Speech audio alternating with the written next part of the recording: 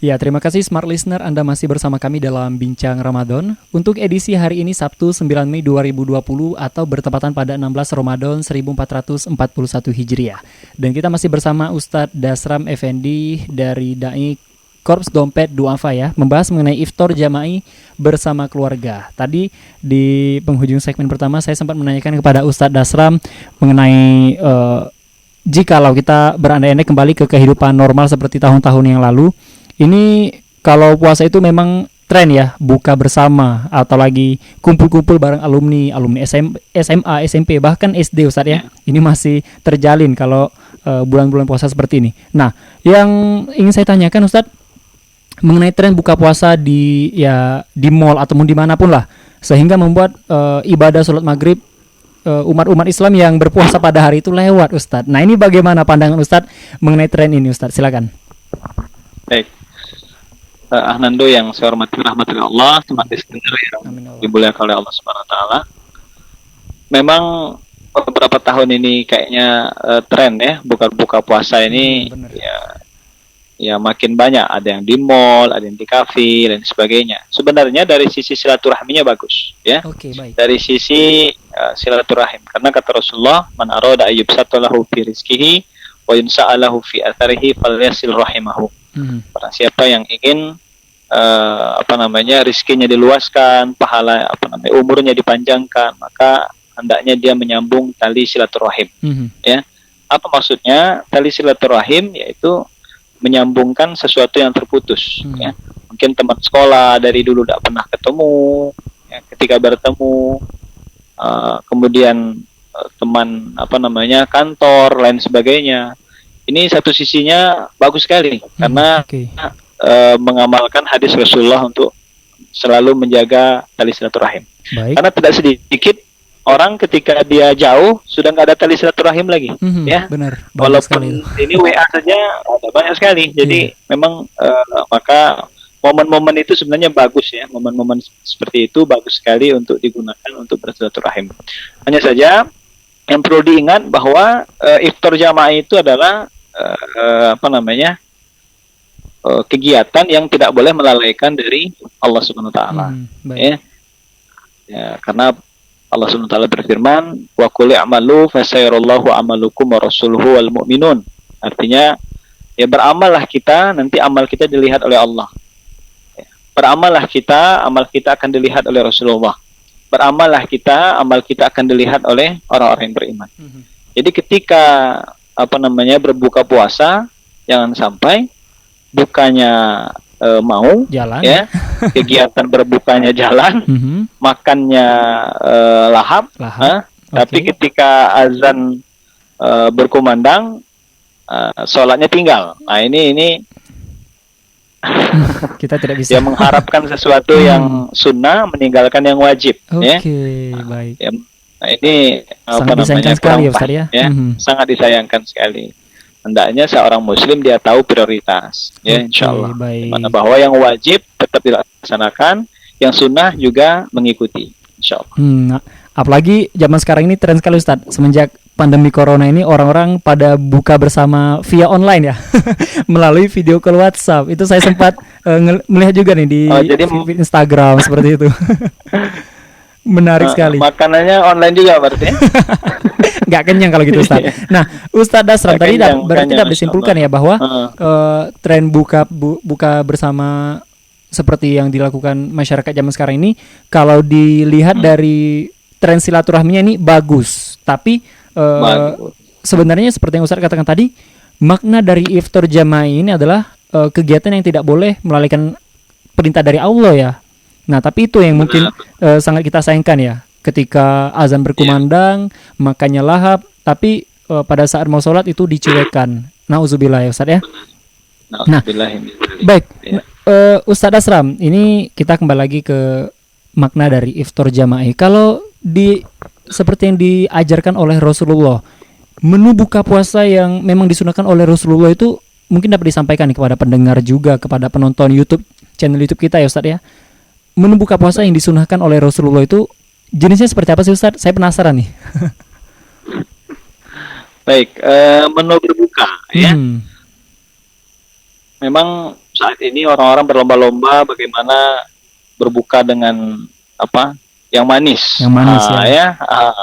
Lihat muka kita aja udah manis ini Ustaz. Berbuka puasa, ya salah satu makanan yang dianjurkan oleh Rasulullah adalah kurma. Kurma ya Ustaz, oke, baik. Adalah kurma, maka ya kurma. Maka itu merupakan sunnah. Kalau bisa makannya yang ganjil, makannya ganjil yang ganjil, ya? 3, 5, benar.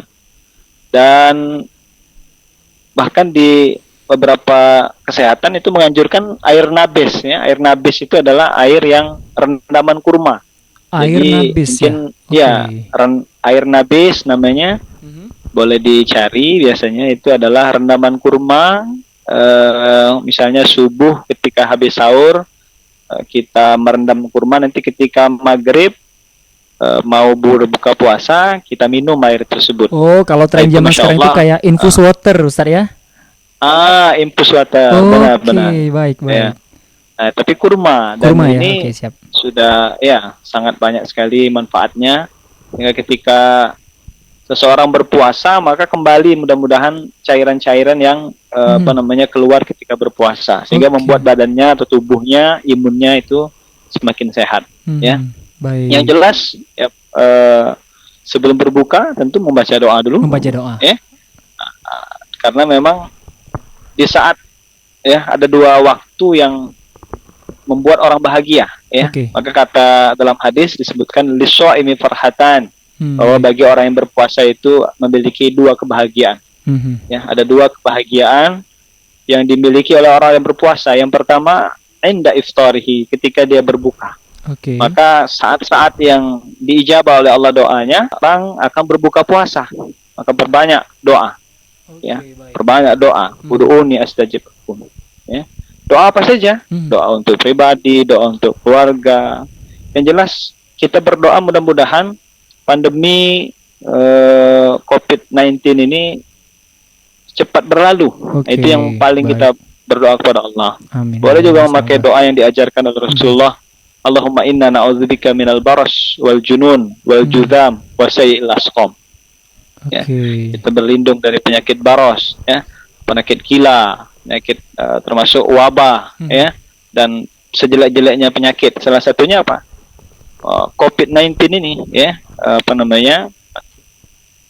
maka ketika mau berbuka itulah sebaik-baiknya, ya, banyak-banyak berdoa kepada Allah SWT, ya, karena salah satunya inda iftari. Kemudian yang kedua, ketika inda liqa'i rabbih, ketika berjumpa dengan Allah Subhanahu wa taala. Tiada sesuatu yang menggembirakan seorang muslim, ya, kecuali nanti di yaumil qiyamah, ya, yauma idzin wujuhun nadirah, ya, bisa melihat Allah Subhanahu wa taala. Itu merupakan kebahagiaan yang sangat-sangat diimpikan, sangat-sangat dinantikan oleh seorang muslim. Nah, jadi itu mengenai berbuka puasa, ya, bukan harus mewah. Ya, berbuka puasa harus mewah, semua ada, karena memang kebanyakan mengikuti hawa nafsu saja. Enak. Ketika sudah berbuka, walaupun hanya minum air hangat, kemudian makan kurma, sebenarnya sudah nikmat sekali itu. Iya, benar. Sudah nikmat sekali, ya. Biasanya kalau anak kecil, anak-anak yang baru SD, dia semua yang mau pengen. Semuanya. Cendol pengen, kolak pengen, ya, semua terhidang. Tapi ketika sudah berbuka, paling 1 atau 1 gelas, 2 gelas, sudah kenyang selesai. Ya. Sudah kenyang. Jadi memang ya kita belajar juga kesederhanaan, ya, dalam berbuka. Karena kalau di tahun-tahun sebelumnya, memang pengeluaran itu justru banyak di bulan suci Ramadan. Nah, ya? Baik. Benar sekali ya. Karena banyak yang dibeli, Ustaz, ya. Iya, banyak yang dibeli. Justru harusnya Ramadan itu membuat seseorang makin sederhana. Ya. Ramadan itu, ya, namanya makan saja 2 kali. Ya. Kalau seperti biasa biasanya 3 kali, ini makan 2 kali. Tapi porsinya ini lebih banyak, Ustaz. Porsinya luar biasa. Jangan sampai ketika memang puasa makan, tapi ketika berbuka makannya terlalu banyak sehingga sholat tarawihnya menjadi berat. ya. Nah, itu jangan sampai itu juga. Berarti hal itu yang harus kita hindari ketika berbuka puasa, jangan sampai kita makan banyak dan akhirnya membuat ibadah sholat tarawih kita tuh menjadi berat ya Ustadz ya. Nah, Ustadz Dasram, ini menarik tadi apa yang dikatakan Ustadz Dasram tadi, bahwa menu buka puasa yang disunahkan oleh Rasulullah itu, ya yang pertama itu memakan kurma ya, buah kurma yang baik untuk pada saat memecahkan puasa. Yang baiknya itu ganjil 1, 3 atau 5, dan juga untuk minumannya itu air nabis. Jadi saya baru tahu nih Ustaz, ada air nabis ya, air rendaman kurma. Mungkin akan saya coba, ini nampaknya menarik sekali untuk dicoba dan baik untuk kesehatan ya. Nah, Ustaz Dasram, kita akan berbincang lagi di segmen ketiga, dan ada satu hal yang ingin saya tanyakan, doa berbuka puasa. Nah, biasanya kan ini ada banyak orang yang mengatakan, ada yang ngomong doa itu Allahumma lakasumtu, ada yang mengatakan bahwa doa itu Allahumma lakasumtu itu bukan sesuai anjuran Rasulullah. Nah, ini saya bingung Ustaz. Mungkin dapat kita bahas di segmen ketiga nanti. Dan untuk Smart Listener, kami akan segera kembali lagi. Dan jangan lupa subscribe channel YouTube Smart FM Palembang.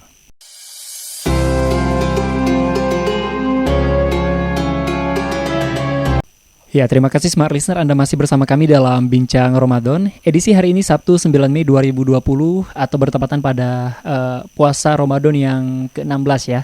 Nah, kita sudah berada di penghujung segmen perbincangan kita pada kesempatan kali ini. Baik, Ustadz Dasram. Nah, kita sambungin Ustadz di segmen terakhir.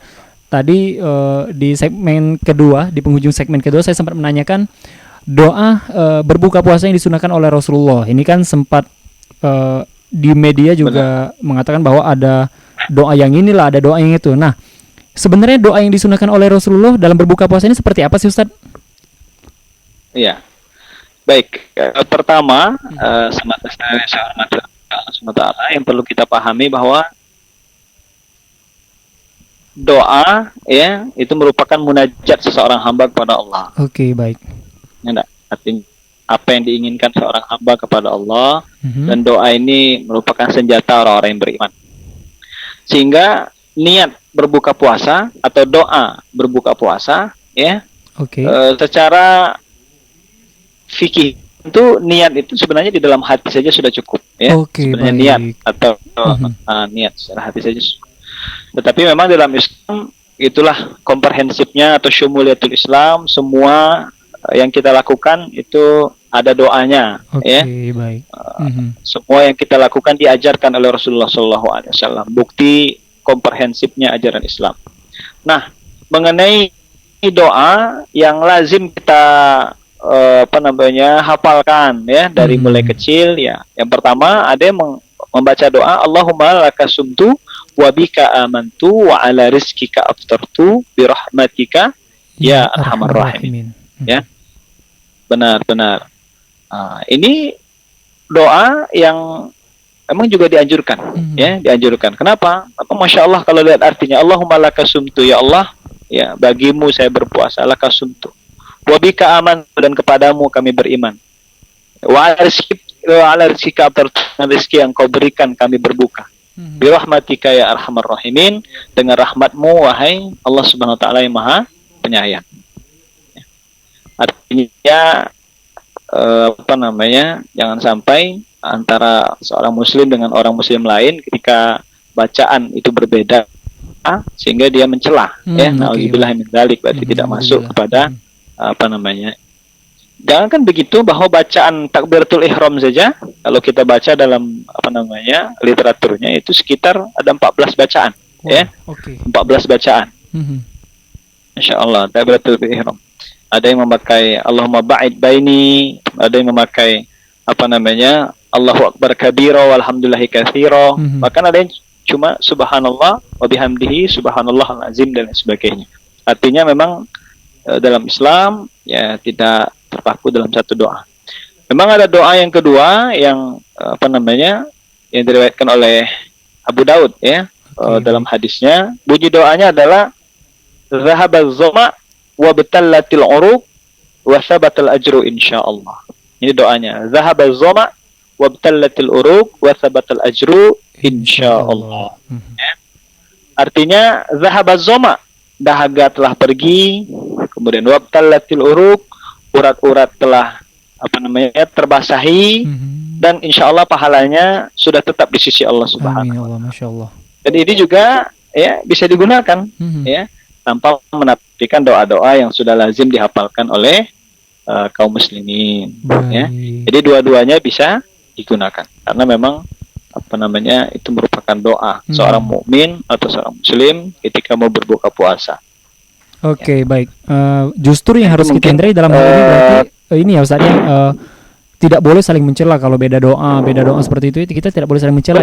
Benar. Karena kalau yang Allahumma lakasumtu ini kan hadisnya dari Bukhari Muslim ya.